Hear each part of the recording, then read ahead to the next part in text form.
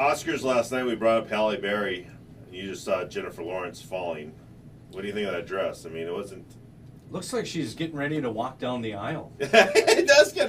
Yeah. It's got kind of more of a pink tinge to it, so it's not totally white. But yeah, it's a little... A strange selection, I think, knowing that you have a good possibility of winning the award. Okay, Seth MacFarlane, the host last night, said probably about 1 billion people are going to be tuning into this worldwide. Really? I don't know if he was just throwing that out, but if so many people watch this worldwide, how come the commercials for the Oscars aren't as big as the Super Bowl? Very good question. I don't know. Or are they? Well, they're expensive. It's one of the more expensive buys in TV. I think it might be second or third as far as the actual buys. So yeah, that's Super Bowl's number one. yeah by far. But no, Any Vikings game is number 2, right? It is weird. You joke about that, but the Vikings, especially when they play the Packers, have you ever seen the history of the ratings for many of those matchups? I'm Yeah. going back to, there was a time where in the mid-'90s, TNT, when they had Thursday Night Football, the Vikings versus the Packers was the highest-rated cable TV show ever. Because Don Mikowski was awesome. It was Favre then, though. It was early 90s. No, this was like 97 or so. This was, Brett Favre was big, He wasn't was. Well, that's when he was really starting to soar That's when the the charts. painkillers were really kicking. Yeah, exactly. No, but that's very true. Well, we were talking about movies earlier and the fact that Halle Berry and how good she looked last night at the Oscars. And I think of Dave Justice. I also think of, speaking of movies, the whole Moneyball thing. Have you seen that? Yeah. Did you like it? I liked it. I liked the movie too, but it kind of left out a very big part of it. They focused so much on the money how much money they could save by getting a veteran like Dave Justice because he got on base so many times. But I don't think once in that whole movie did I hear the names Mark Mulder, Barry Zito, and Tim Hudson, which were the whole reason that they were able to be as successful as they were. That drove me crazy. Oh man. Getting back to movie theaters, I would read more into the story about Safari probably shutting down here. We don't know exactly what time, right? And that whole area is for sale. It could be a pretty nice piece of real estate in Moorhead over there. But boy, some great memories for me going back in the days. And they had the Hardee's right across, back when Hardee's had the really good little cheeseburger. Yes. So that was, as a high schooler, the date to the Hardee's, then to the Safari Theater was kind of commonplace for people who had no money, right? And that was a pretty big deal.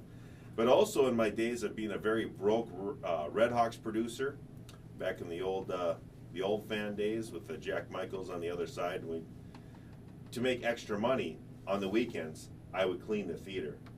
Really? Yeah.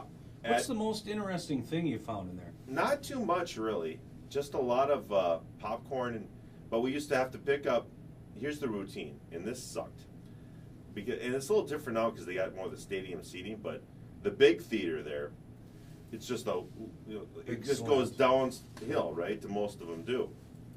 But you'd pick up all the popcorn, pretty much the boxes or the big tubs, and then you'd pick up all of the pop that was laying there that people left. And then you take a leaf blower, blow everything down, and you take a scoop shovel and put it in. And everything was fine, and it would take a few hours, and then you mop up everywhere. And the worst thing to mop up was the cherry Coke. That cherry Coke would stick and smell, and it was so hard. And I'd have to wear old shoes because it stick to the bottom of your shoes, and you'd walk everywhere. Cherry Coke's awesome in the movie theater, though, isn't it? It is. It sticks to your shoes. And then it was all fine and good until 1997 when Titanic came out. And then it went from about a 3 to 4 hour job to almost an 8 hour job overnights on the weekends. So all my friends are at Pistol Pete's right across the road there having a good time, and I'm having to clean the movie theater so I can put gas in my Thunderbird. And it took forever. It was just ridiculous. Sometimes I'd have friends or my mother would come help me because it was packed every night for like a month, all throughout the month of December. You couldn't, and it was just crap everywhere. Just to finish the big theater, it would take forever. Oh my God, I don't miss that at all. And that place, as dark as it is, in the middle of the night, overnight, a little spooky. I mean, you'd hear like a door, something would drop or something. You're in that big place all alone. It was a little haunting. See, Derek, you should have learned to run the projectors and then just had the Yeah, like when movie going. Scream came out, you run that while run a horror Run that movie. while you're cleaning it. Sometimes I'd listen to Coast to Coast and hear about aliens and ghosts, and I quickly have to turn it because, like, okay, because I listened to the radio, I was doing it, and I'm like, no, I don't think I'm gonna listen to this while I'm sitting here in this very dark theater. Why do people feel they need to throw their stuff on the floor at the movie theater? I don't know. I mean, I've dropped popcorn before, but I don't pick that up. But they have the garbage can right by the door. Don't you think though? I've noticed I'm more apt to. I would say in the past 10 years since stadium seating has come out, I pick it up more, and I never used to. Yeah. But there's something about the stadium seating where it doesn't. I don't feel like I should leave it anymore, so I pick it up. After I work there, I always pick it up. Yeah. But I mean, before that, yeah, I leave my crap everywhere, and even sometimes I'd forget to take it, you know. But now with stadium seating, I just feel like, okay, I'm not leaving this here. How about like a T-Wolves game or a Vikings game? Do you just leave your garbage there? Yeah, I'm bad there. Bet you don't want bad. But why is it that we don't do that outside? Although I still see people litter, you know. Oh, I hate when you're driving behind someone and they chuck like a fast food bag out the window. It's That's like stupid. Yeah. Really? I'll throw anything that's biodegradable. I mean, I'll throw a banana peel. I'll throw a hamburger. I spit some gum out every so. Yeah, often. exactly. Just as long as I know no one's gonna step on it.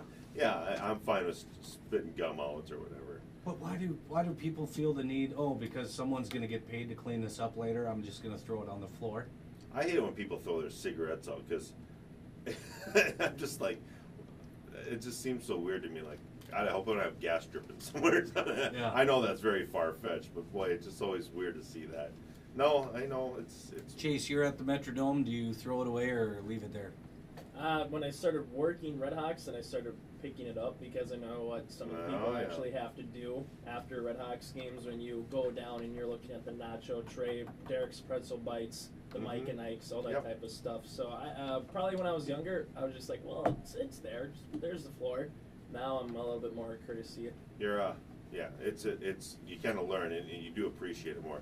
It's kind of like I think people who work in the service industry, if you've been a waitress or a waiter, you're probably a little bit more polite and understand more than someone who hasn't. Oh Would you yeah. say? Saturday we went to the Home and Garden Show. Yes. Great time at the Fargo Dome, but we went out for a little lunch afterwards and we got our drinks and then we're like, we need a couple more minutes to order and. Took a long time, and finally the waitress came over and said, "I'm so sorry, I just forgot about you guys." And me and my wife had both worked in the service industry, and we were like, "Been there, done that." Yep. Hey, thanks for being honest. You know, because I would have came out. Those guys in the kitchen, or a guy's short today, and I'm trying to flip burgers and. Yeah, I would have lied too. You're right. I would have totally lied too. This girl was totally honest, That's sweet. and she probably got a better tip because of that. Yeah, no, that's sweet. No, and that's, that's the way it goes. What more can you do? I mean, we've all been there. It's hard. Well, no, we all haven't been there, but you can tell if you're really a jerk, you know someone hasn't been in the service industry, right?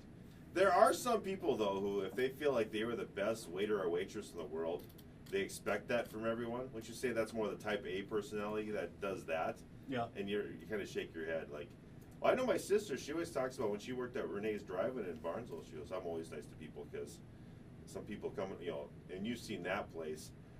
Sunday night in the summer when people are coming back from the lakes. Great place to stop, isn't it? It is, but boy, there's a lot of them.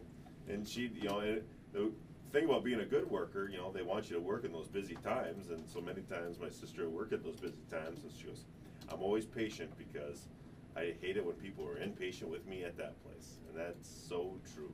It's nothing worse than putting up with that guy. I'm just too type B to get mad at anyone. I really am. I'd never get frustrated. Life's too short, isn't it? To get mad at a waitress? Or, hey, come on, Unless you're in a big hurry, and you tell them that at the beginning. Hey, I'm going to be honest with you. We got a movie to catch here in like 45 minutes. Yep. I understand you're busy, but... Didn't think it would take an hour and a half to eat here. Yes, I know what you mean. Yeah.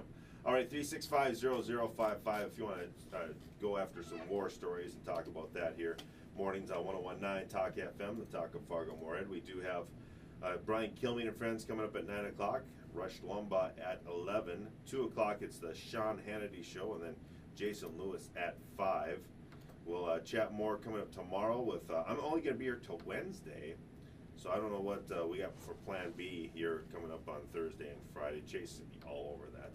Chase, you're going to be doing a little basketball too. You're a busy guy this week. What the heck? Yeah, leaving for science school for Region 1 basketball. Brother Station 2:45 is the tip time. That's all on. It's all on your station, Dave. 7:40 And the we fan. got 4 games for you. So just keep on listening at 2:45 till the very last horn blows around, I don't know, 10:30, 11 o'clock, depending on overtimes and all that fun jazz. Do you have to walk up the spiral staircase? You know, I went to talk to Jack about that. He said we might be up there, so.